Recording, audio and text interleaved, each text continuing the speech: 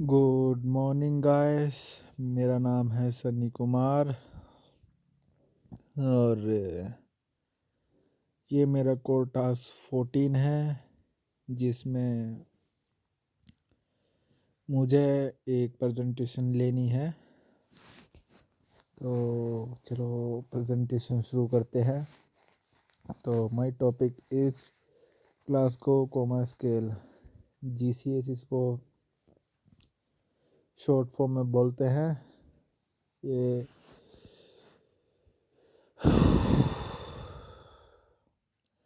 neurological scale which aim to give a reliable way of recording the conscious state of a person। मतलब मोटा मोटी बात में कि ये जो स्केल होता है ये पेशेंट के कॉन्शियस लेवल को चेक करने के काम आता है। चलो next. GCS scale check 3 components, मतलब इस स्केल के अंदर मेनली 3 कंपोनेंट्स होते हैं। सबसे पहला आई, र र र response, verbal response, motor response.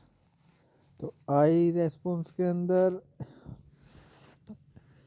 Minimum score 1 रहता है और हाईएस्ट स्कोर रहता है 4। और वर्बल रेस्पॉन्स के अंदर मिनिमम स्कोर 1 रहता है, हाईएस्ट स्कोर 5 रहता है। और मोटर रेस्पॉन्स के अंदर मिनिमम स्कोर 1 रहता है और हाईएस्ट स्कोर 6 रहता है। तो अभी देखते हैं हम आई के अंदर, जैसा कि हमने पहले देखा था कि मिनिमम स्कोर 1 और हाईएस्ट 4 रहता है। तो अगर स्कोर 4 है तो अडल्ट के अंदर स्पॉन्टेनियस आई मूवमेंट होगा। मतलब कि अगर हम उस पेशेंट को आवाज़ दे रहे हैं, कोई साउंड आ रहा है उसको, तो वो तुरंत उसकी तरफ देखेगा, रिएक्ट करेगा तुरंत। और थ्री का स्कोर हम एडल्ट के अंदर जब बोलकर, जैसे कि हम कोई नाम बोले कि सनी और मैं सोया हुआ हूँ, मैं उठ के देखूं कि कौन है, तो फिर उसको 3 का स्कोर देंगे। थ्री का स्कोर देंगे। और 2 स्कोर देंगे हम जब किसी पेन के ज़रिए जब हमने आवाज़ दी, साउंड किया, बट कुछ रेस्पॉन्स नहीं आया, तो हमने फिर उसको पेशेंट को एक पेन स्टिमुलस दिया और चूटी काटी या फिर नेल्स पर प्रेस किया या उसे टच किया। तो अगर उसके बाद उसने रेस्पॉन्स किया है तो फिर उसको हम 2 स्कोर देंगे। और अगर कोई रेस्पॉन्स नहीं किया है पेन देने के बाद भी, तो उसको हम 1 स्कोर देंगे। वर्बल में हमने देखा था कि मिनिमम 1 रहता है और हाईएस्ट रहता है 5। तो मिनिमम में अडल्ट के अंदर वर्बल एप्रोप्रिएट स्पीच रहता है, मतलब कि वो नॉर्मली बात कर पा रहा है, तो उसे हम 5 स्कोर देंगे। और बेबीज़ के अंदर, इन्फेंट्स के अंदर कॉज बबल, मतलब कि वो बच्चा बोल पा रहा है या फिर आ ऊ ई कर रहा है या फिर बबल कर रहा ब ब ब या फिर मामा पापा डाडा बोल रहा है, तो उसे हम 5 देंगे। और 4 स्कोर देंगे हम जब कंफ्यूजिंग स्पीच होगी उसकी, मतलब कि वो बोल रहा है लेकिन कंफ्यूजन में है। जैसे कि हमने उससे पूछ रहे हैं उसका नाम, बट वो कह रहा है कि रोए जा रहा है और कुछ और कह रहा है आंसर से हटकर, तो उस समय पे हम उससे देंगे 4। और बच्चों के अंदर बच्चा इरिटेबल है और क्राइंग रोए जा रहा है और बट कंसोलेबल मतलब कि आवाज़ कर रहा है, तो इसका मतलब 4 स्कोर देंगे उसे। फिर 3 स्कोर देंगे हम इनएप्रोप्रिएट वर्ड्स, मतलब कि इनएप्रोप्रिएट वर्ड्स का मतलब यहाँ पर है कि जो बात हम पूछ रहे हैं उसका जवाब ना देकर कोई और ही बात, जैसे फॉर एग्जांपल के लिए आपने 90s की मूवी में देखा होगा कि जब कोई पेशेंट बेहोश होता है तो नाम बुलाता है कि जैसे कि कोई हीरो का नाम हो प्रेम प्रेम, तो उसकी फैमिली वाले प्रेम के पास जाते हैं और कहते हैं कि तुम्हारे पिताजी तुम्हें बहुत याद कर रहे हैं, तो जाओ। तो इसी तरीके से यहाँ पर भी यही रोल है कि इनएप्रोप्रिएट वर्ड बोल रहे हैं पर गलत बोल रहे हैं। और बच्चों के अंदर क्राइम और इनकंसोलेबल, रोए जा रहा है और बस रोए जा रहा है, वो किए जा रहा है। और फिर 2 स्कोर देंगे हम जब जब पेशेंट इनकॉम्प्रहेंसिव वर्ड बोलता है, मतलब कि आई उई यू करता है ना। और और बस कोई वर्ड क्लियरली बोल नहीं रहा है, बस आ उई कर जा रहा है, तो उस समय पे हम देंगे 2।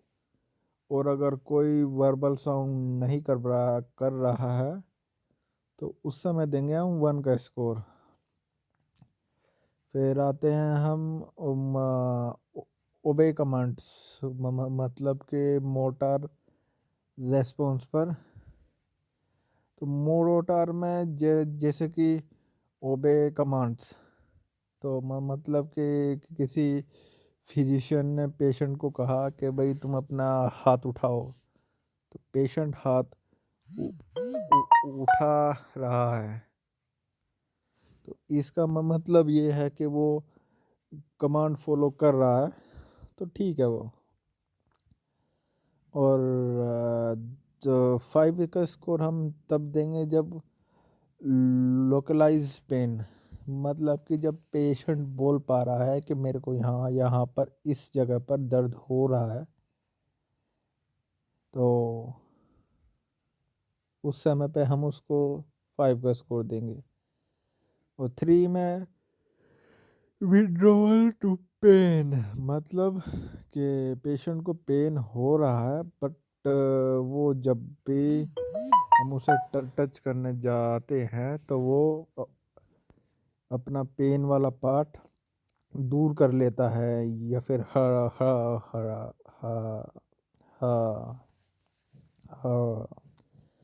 हटा लेता है।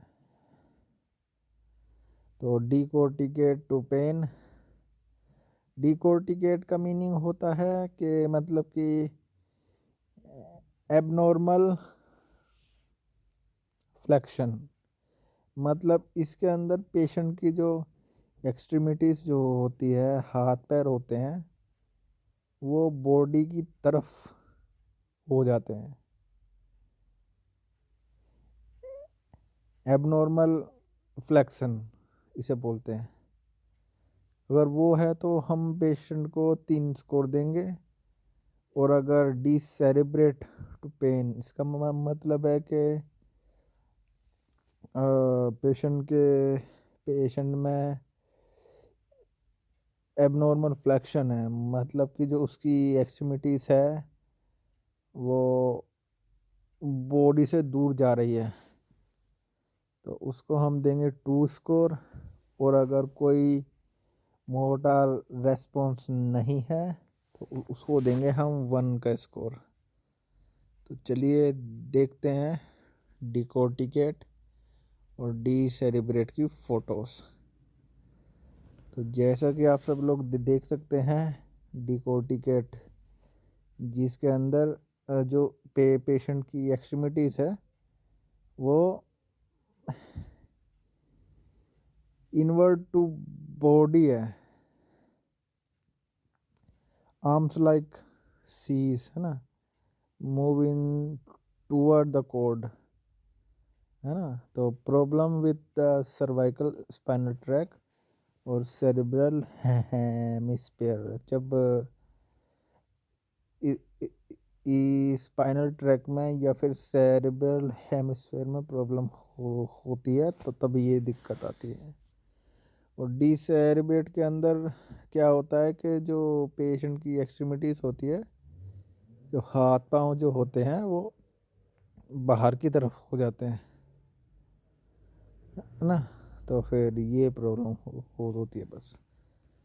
और जैसा कि मैंने ये एक्सप्लेन कर चुका हूँ, तो ये ग्लासगो कोमा स्केल का वो है। और माइल्ड में हम स्कोर देते हैं, माइल्ड वाले में 13 से 15 का स्कोर होता है। और मॉडरेट में 9 to 12 और सीवियर में 3 to 8।